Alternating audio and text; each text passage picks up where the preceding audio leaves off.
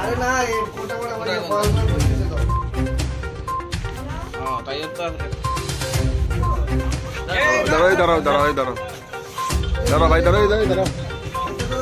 দাঁড়াও মা কি অন্ধকার ধোয়া ধোয়া একবার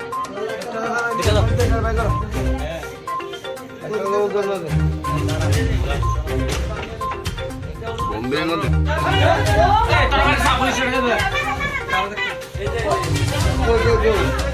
শরীরে ঢুকাইছে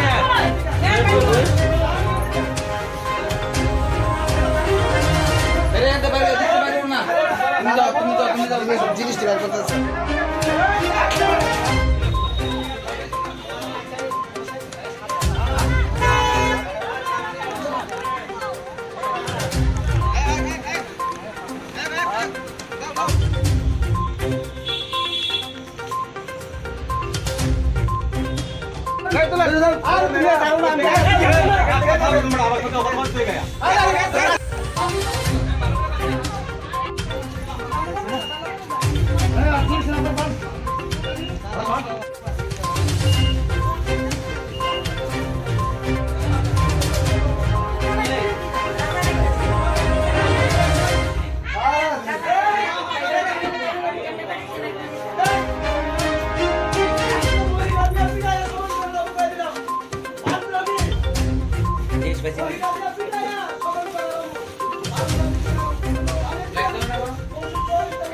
ঘটনাটা আজকে আমরা তো এখানে কি বলে এখানে আমরা তো এখানে তো রেগুলারই এখানে দাঁড়িয়ে আমরা চাটা খাই এখানে লক্ষ্মীনারায়ণ বাড়ির সামনে দাঁড়িয়ে।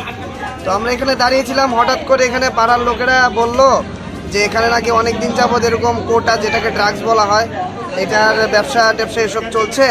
তো এরকম একটা ঘরের তো তা আমরা সাথে সাথে আমরা সবাই যারা ছিলাম তো আমরা সবাই এসেছি। তো আমরা সবাই এসে সেরে তো কি হলো যে আমরা সবাই যখন ঘরের দরজা দিয়ে আমরা ধাক্কা দিচ্ছিলাম ওরা দরজা খুলছিল না। তো তখনই আমাদের একটা সন্দেহ হলো যে কিছু না কিছু তো একটা আছে। তারপর আমরা পুলিশকে খবর দিই, পুলিশ আসলো। তারপরে পুলিশ আসার আগে আমরা দরজা খুলেছি, দরজা খুলে ঘরে তারপরে এরকম টাইমে পুলিশও এসে পড়ছে। এসে বিপুল পরিমাণে কি বলে কোটা যে ছোটো ছোটো এগুলো পাওয়া গেছে, ফয়েল পেপার পাওয়া গেছে।